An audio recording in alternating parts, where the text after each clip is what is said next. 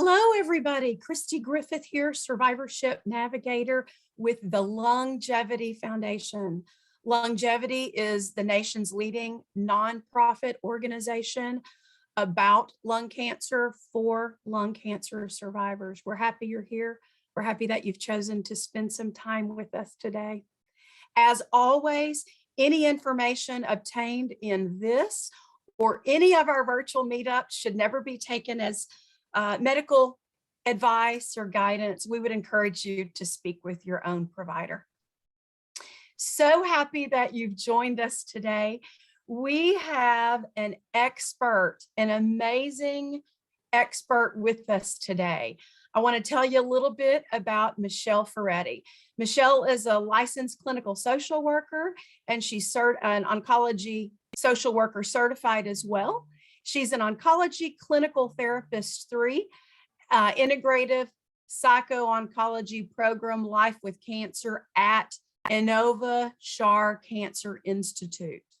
Michelle's current focus is on research and training, specifically around integrative oncology and Life with Cancer's unique integrative psycho-oncology program called IPOP. IPOP is a 4-program curriculum designed to build emotional coping skills and resilience from a cognitive, mindful-based perspective. Michelle has trained over 20 facilitators to also facilitate programs within the IPOP curriculum. She's also co-created a multidisciplinary program addressing cancer-related cognitive impairment, discussing the roles mind-body interventions and lifestyle choices play in supporting brain function and overall well-being. We are thrilled to have Michelle with us. She has presented at national conferences and across the country on topics including the role of psychosocial interventions in physical and emotional side effect management, caregiving, and cancer-related cognitive impairment that historically has been called chemo brain. Now it's more referred to, I think, as brain fog or cancer-related cognitive impairment. Michelle, that's just a snippet. I could keep going, y'all. Michelle is amazing, and we're so happy that you're with us today. We have other survivors that are going to most likely be popping in, and I think you may see a familiar face on the screen. So without further ado, I will turn it over to you. I'm going to help man the chat. Y'all feel free to post any questions as we go through this conversation with Michelle. Feel free to post any questions in the chat, raise your hand, and you can address your question to Michelle directly as well. Michelle, we're happy you're here. Thanks so much, Christy. Thanks so much for that introduction. I'm excited to be here today to talk to you about brain fog, as you talked about. I kind of like this to just, like you mentioned, be a conversation. And so I was going to kind of start it off with some questions to kind of get a sense of what you guys are navigating and what your experience, if any, of cognitive changes, with your cancer experience. And then I can give you a little bit of information, but it's helpful for me to know kind of what information is helpful. We can talk about interventions that have been shown to have some benefit.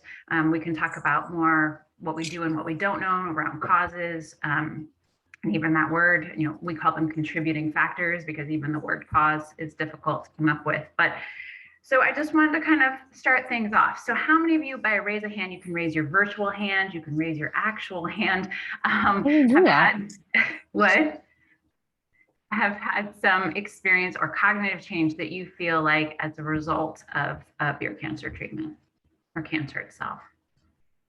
Okay, great. I see quite a few hands. I do see quite a few hands, and I don't mean great by I'm so glad you guys are all navigating that. I mean great, I'm glad we're here talking about this. And then what are some of the things that you're experiencing? Like, what are some of the experiences that feel different or have changed?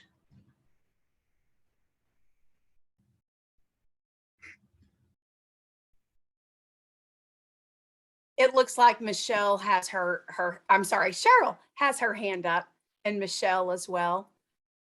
Cheryl, would you like to unmute and share? Sure, thank you. I appreciate it. My camera isn't working, so my virtual hand will have to serve. No worries. Yeah, previously I was a special ed teacher, and so details, timelines, boom, boom, people, this, that, deadlines, boom, boom, boom. And it all worked very well. And then about 3 months after I retired, started with chemo and all of that. And that's been 12 years ago. And that was breast cancer, but I'm also 6 years in stage 4 now with lung. But anyway, but even with that, and so the details, the holding on to one or two things, the sequential, that was a real strength. Names, I'll be honest with you, I have to work a little harder on names, even of not just someone I meet for the first time. It's those details and sequential, and I am getting older, I know that too. But it's hard, so. Thanks so much. Yeah, detail, sequential thinking, memory, sometimes that shorter term memory, maybe not even just the first time, but even the second or third time that you meet somebody. Definitely, yep. Yeah. Anybody else? I'm seeing easily frustrated, having to write everything down, memory loss, difficult to learn. Yeah. I think Michelle has another question or comment. Michelle, would you like to unmute to ask or comment to Michelle?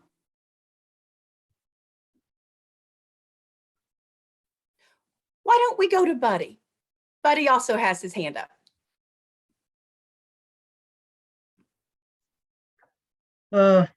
It's a short-term memory, name memory, long-term. I've known somebody for years and years and years, and I see them on the street or elsewhere, and I know them, but I sure can't pull a name out of my brain. The to-do list. I used to be able to have a mental to-do list. I can't do that anymore. I have to write it all down. Those are the two main things that I've recognized over the years. Yeah, and you're really talking about that feeling of like, it's right there, right? I know this person. I know this person. It's on my tongue. I just can't get it out of my mouth. Yeah. And short term too. I mean, somebody can tell me their name on the first meeting, and even though I might repeat it, in my brain a couple of times, 5 minutes later, I can't remember the name. Yeah. Now I had chemo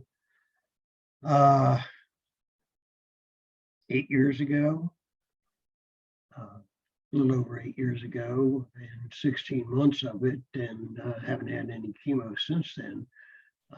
Now I'm assuming, perhaps incorrectly, that my immunotherapy treatment is basically doing the same thing as the chemo did as far as brain activity. Okay. You've noticed a change when you started immunotherapy too? Oh yeah. Okay. Yeah, I've been on immunotherapy since 2015. Yeah. Yeah. You guys are talking about a lot of the pieces that are pretty common. Memory loss, and not even just memory loss, the challenge of memory acquisition, right? Like kind of bringing it in, processing, and then being able to use it when you need it. Yeah. And I think also, Ed, you're kind of pointing to the social piece, right? Like it's people you meet on the street and people that you want to remember their names, right? And so it has this change of how we're interacting with other people. Oh, absolutely. Yeah. Yeah. How do you introduce your significant other, to somebody you've known for 20, 30, 40 years, Right. but you can't remember their name? How do you do that? Yeah. And especially if that feels so foreign to you, because that's something that used to just like come so quickly. And then it's like, wait a minute, well, I actually have to think about this. And there's this process. And what if it doesn't happen, right? What if I go to introduce somebody and I can't remember their name? So there are all these kind of social pieces. Yeah. And I've always wondered, is it my age? Is it my cancer? Is it my treatment? Or is it all of them, or 2 out of 3, or what? Yeah. I wish I had a concrete answer there for you, but we Yeah, can talk I know. about some of the things that contribute. Yeah. It looks like we're going to go to Michelle here, that Michelle might be back and able to. Yes, I'm Okay. back. Sorry. Okay. No worries. Okay, so what I've been experiencing is difficulty with word find Mhm. and memory loss too. I'm on long-term disability. I doubt I'll ever be able to go back to work because I'm a nurse. How's a nurse supposed to handle with brain fog? It's been very, very difficult. And my significant other, he had a major concussion 3 years before I found out I had cancer. And he has similar brain fog issues. So slowly it was happening to me and I recognized it. And now the two of us have the same issue. And it's just amazing, the memory loss. I have to tell my kids, I have older kids because my kids are in their 30s. And I have to tell them, listen, I don't remember. What did you just say? And they're not used to that with me. So it's been very frustrating and very challenging. Yeah, attending the conversation is one of those, again, that we sort of take for granted, but when it disappears or it changes, it's like, wait a minute, I was listening, I promise, but I didn't catch all of those pieces. Yeah.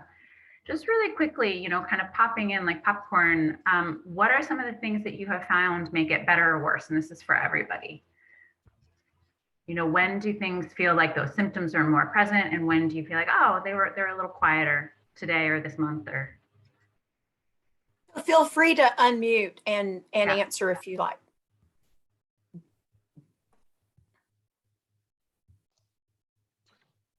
I Hi, would say for me, I have a lot of problem remembering, I have more of a problem remembering the past. interesting. It seems to be like a kind of a epidemic thing. People start talking to me, friends, and they start telling me things that I did. I don't know what they're talking about. I absolutely cannot. It's like it's like I start to remember a little bit about it, like they're bringing it back, but it's disconcerting because I really don't remember any details of the situation. So I don't know if that occurred. It seems to have occurred in these last years. Now I'm getting older too. And I've had a lot of experiences, maybe that all of them grouped together. Sometimes I think like you just don't remember some things, but yeah, this seems to be like a general thing that happens to me with like a lot of people. When I'm talking about going back 25 years, Oh, okay. these are the kind of things I don't like. 10 years, I can remember. I may not remember exactly, but I'll remember much better. But if you start to go back to 20 years or something, I really don't. I really don't know what. I don't know who these people are half the time. It's very like very strange. Yeah. To be like, wait, I try to pretend to be polite. I'm like, oh, right. Where did I meet you? I don't know. I'm just trying to so. Get the context. Yeah. Yeah. I can see how that would be really disorienting. Yeah. And I was treated with chemo for about 2.5 months. And then I moved to Keytruda, which Okay. I finished my treatment now. So, Okay. but I don't know if it's lasting effects or if that's I don't know if it's just anecdotal and it has nothing to do with it. I'm not sure. Right. Our brains are really complicated, and we're one big nervous system, right, that our brain is part of. And so there are going to be lots of things that are acting and impacting that nervous system, including our brain. And that's one of the challenges with brain fog, is how do we pull it apart, right? We want to be able to point to the one thing that's contributing to this, but it's kind of I tend to think of it more like a net or a web, right? And that there are all these pieces that are going to contribute. And some of them we have no control over, right? Managing cancer, managing the treatment that somebody says is indicated for managing that cancer. We have really no say in a lot of that. But there are some contributing factors that we do have some say over, and I want to spend some time there because that's where we can really create change. The challenge is that none of these are the quick fix, right? None of these are like you take a medication and then it's just better, right? A lot of these are about, again, sort of helping that nervous system, that whole nervous system, so that our brain can have as much resource as possible to do the work that it needs to do for us. Brenda, you're raising Thanks. your hand. Oh. Yeah, sure. Hi, like everyone, I have problems even paying bills. My husband does Paying bills it is a now. big- My daughter, I've done my will and all that stuff. That's all. She has all my passwords because I can't rely, I mean, I'm just blank, but I talked with my general practitioner and he gave me a medication, Donazil or something that apparently Alzheimer's patients take, but I've been taking it about 3 months. I've not noticed really any change. What do you think about that? So I'm not specific with that particular medication, and I'm a social worker, so I definitely come not from the prescription realm as much, but my understanding about medication for cognitive changes is that the evidence is weak at this point. There are some medications that they use, sometimes stimulants and other things, but that right now the evidence base is somewhat weak.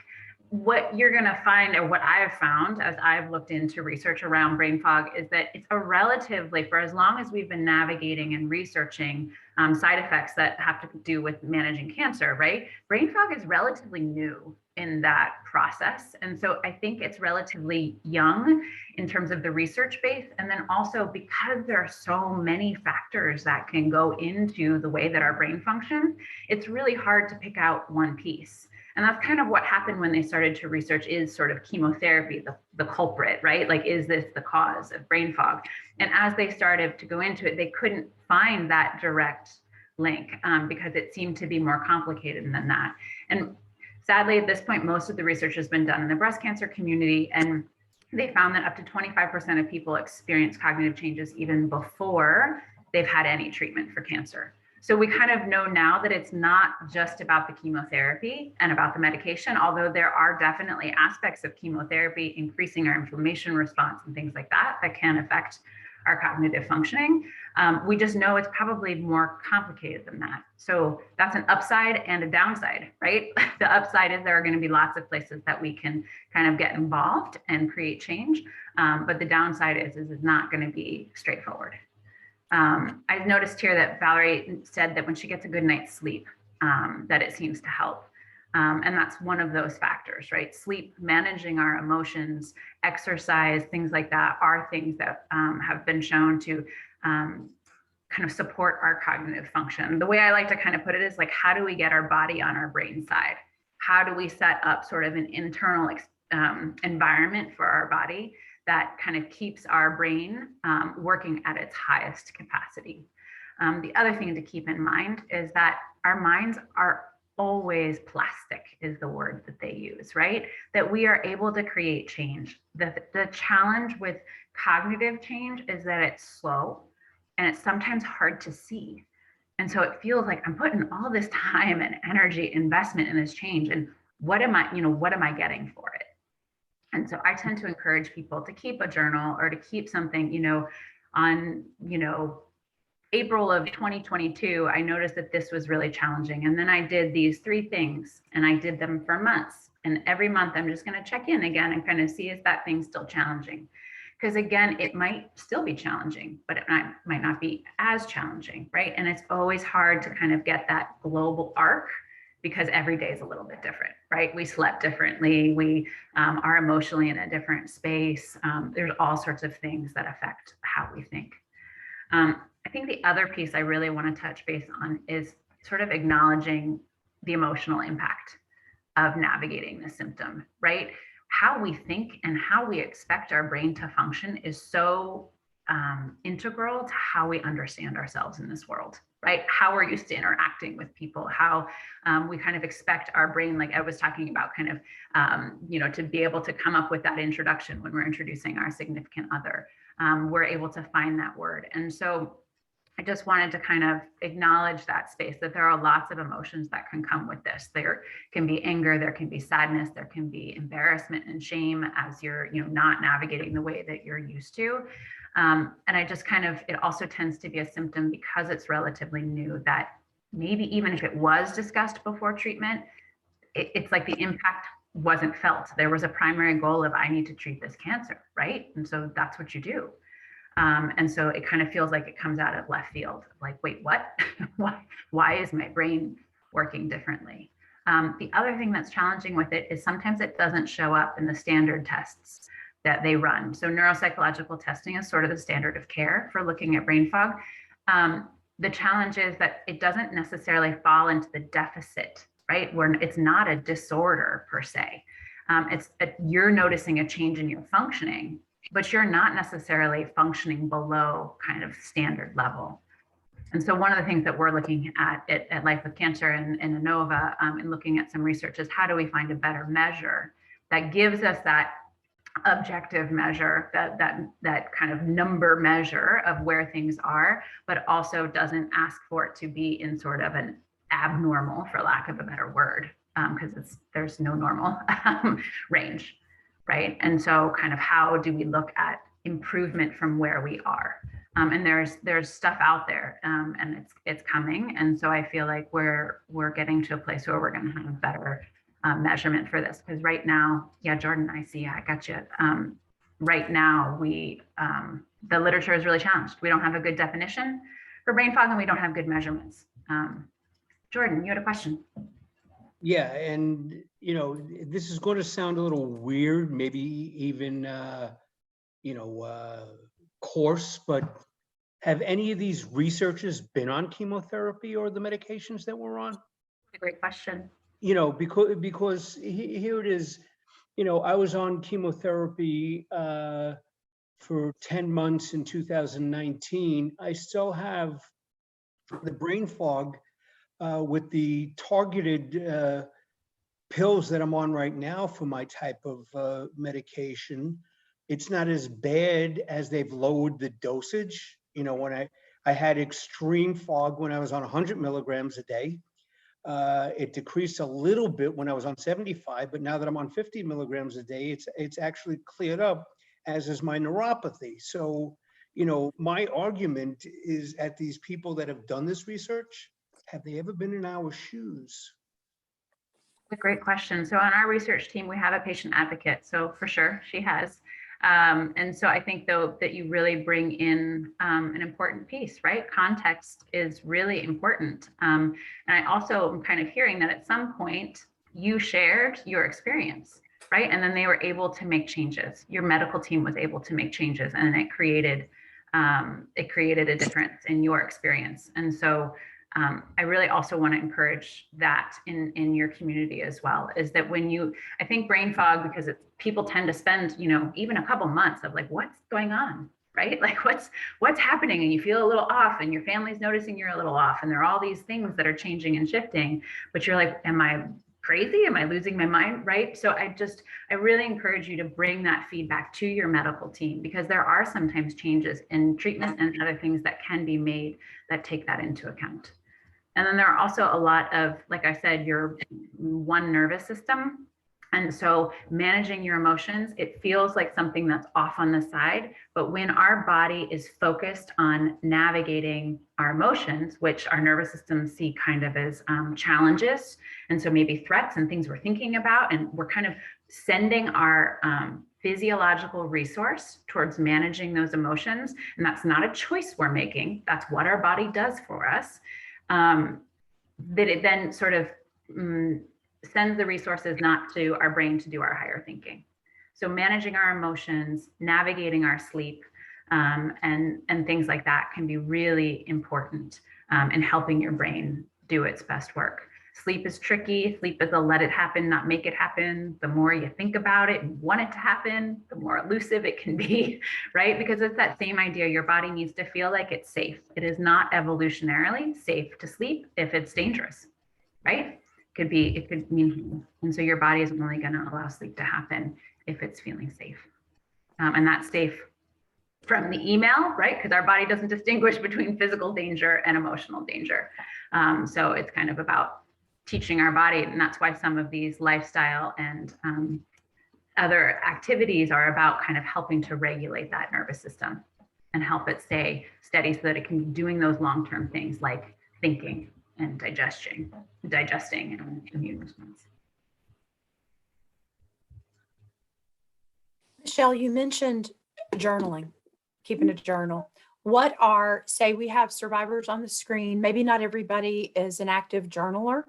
What are the 2 or 3 things that you would encourage survivors maybe to track day to day or keep tabs on or journal? Yeah, so I was using the journal more as a way to have sort of something written down as a point of reference, not from like a day-to-day, like this is what's happening on this day and this is what's happening on that day. It's really hard for us to remember over multiple months, any of us, right? Like how it was paying our bills or how it was doing the grocery shopping. Paying the bills and grocery shopping and cooking are all sequential steps. We have to remember what we're doing at the end and then find out all the steps in between, but keep that end goal in our mind while we're going through the steps. And so information processing is really challenged in brain fog, as is executive functioning, which is kind of our orchestration of our mind and our prioritization and goal, kind of how we work through goals. And so that can be really challenging in brain fog. And so keeping track of those challenges that you have, be it the bills or the grocery shopping or the cooking or whatever it is, and then looking over the course of time, if you're doing things to create change, right? If you are being aware of your sleep or doing exercise or doing some relaxation exercises, kind of tracking over time, is there any shift that's happening? And that's what I mean with the journaling, Christy, is kind of how to track some of these symptoms that feel kind of small over a long course of time, because nerves change and brains change, but they do it slowly. And I think that so it's to have a point of reference. Exactly. Otherwise, we're kind of like, we're doing all this work and why, right? And so if we give ourselves that feedback and we have some point of reference, then we can see if we're creating change. And no change is a straight line. That's another frustrating one. Thank you for clarifying that. Yeah. Yeah. You had shared some resources with me that I'm happy to pass along or share with others. Are there any tools or apps or things like that that are helpful? Yeah, so it kind of depends on what category you're looking. So I've talked a little bit about the benefit of having a regulated nervous system, and that's kind of a fancy word. Probably the way that we talk about it or feel it is relaxation. But it's not just relaxation. It's kind of just like being okay with what is. Like you can bizarrely be okay with being anxious if you're just like, yep, that's just where I am, right?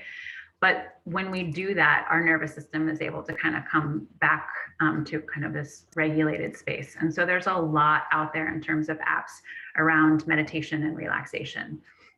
Meditation can feel kind of touchy-feely and a little bit weird, but again, it's a place where we're just trying to notice. And what we know in science is that when we notice, it shifts without us trying to shift it. And so there's a lot of benefit in that. There are also a lot of compensatory strategies. And there's one called situational control. And kind of that's when we're in a situation where we want our brain to work really well, right? We have a task that we need to accomplish. How can we create a situation or environment around us that supports our brain? So can we get rid of any distractions? Can we turn our phone off? Can we attend to hunger, thirst, the need to use the bathroom, right? That's going to be distracting to our body. It's kind of a myth that we can multitask. Our ability to multitask is actually our ability to jump quickly between different kind of focuses and concentrations.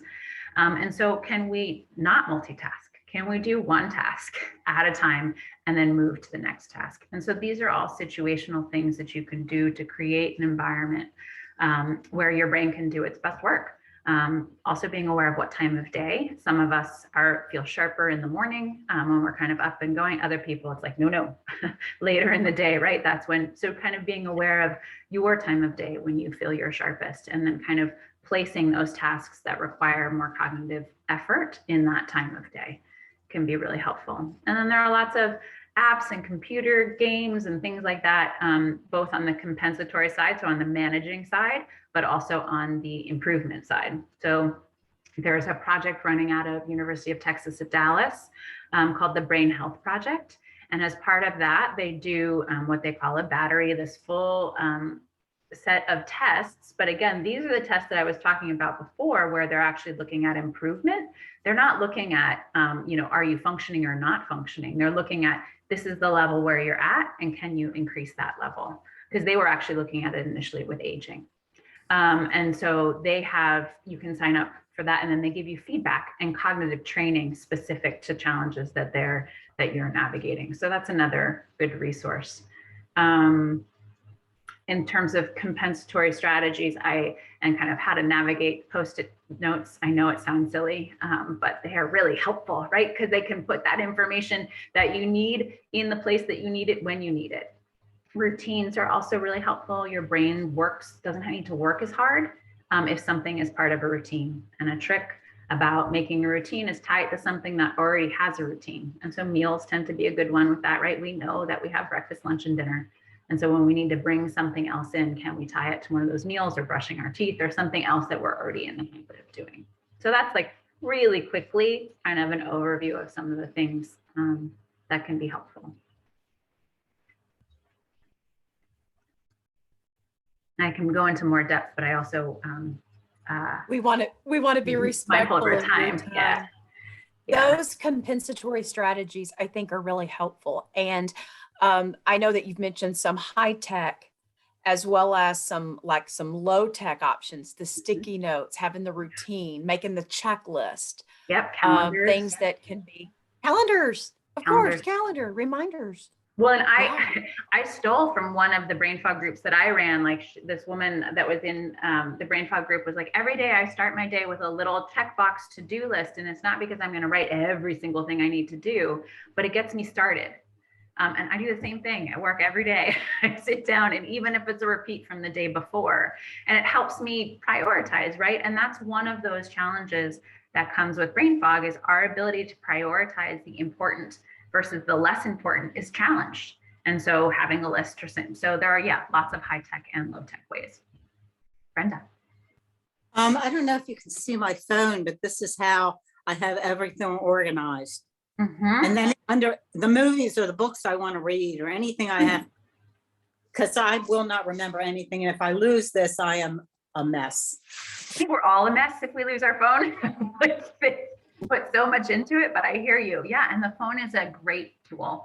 It's got lots of different options between alarms and lists and things like that that kind of help us, all of us, right, navigate.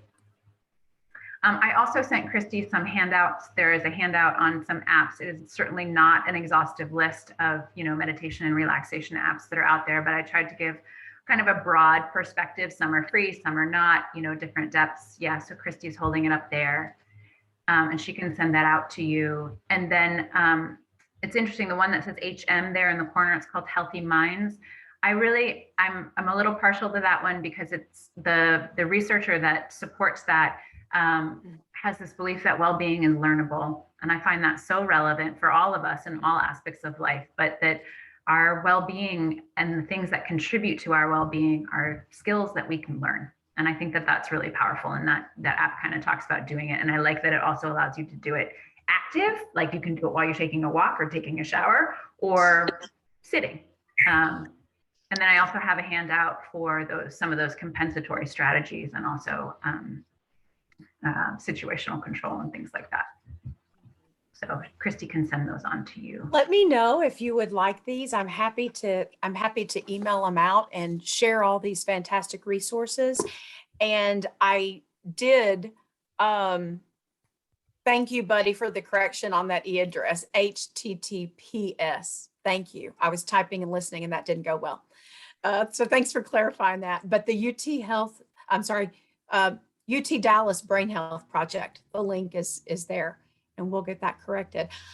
Michelle, this is such fantastic information, and I know that we are running short on time. We're actually over. Any burning questions for Michelle that you would like to ask now while we have the last minute or two with her? I can always, I will send you the resources. Feel free to put your, you can email me or message me your email addresses, and I'll be happy to get them to you. Whatever works for you works for me. And should we have any other questions for Michelle, I'm happy to forward those to you as well. Please do. There's also a great book, Improving Cognitive Function After Cancer, I think by Shelley Kessler. And I put that in the links as well. And the reason I really like that book, it's a little bit older at this point, but it's written in a way that is designed for people who are navigating this. And so I think the language is really accessible because a lot of the literature about this, it doesn't feel so applied, right? It feels a little bit like up in the clouds. And what I really like about her book is it's SHELLIKESLER is Shelley Kessler. But I think it's another good resource, and it's not a textbook. It's like a small that's helpful. Fantastic. Michelle, thank you so much for taking. There's one question about supplements. Are there any supplements that you can recommend or suggest that may be of help? That's a great question, and one I wish I had more information on. The long and the short of it is nutrition does matter, but as far as is shown now, there aren't supplements that are well documented. There are definitely supplements that people are taking, but if you're interested in supplement, I highly recommend naturopathic physicians, right? They have just a huge resource, because the land of supplements is not just what supplements you take, but it's how much and even what brand. And it is just a level of information that you really want somebody who is a specialist and knows what they're talking to help guide you through that.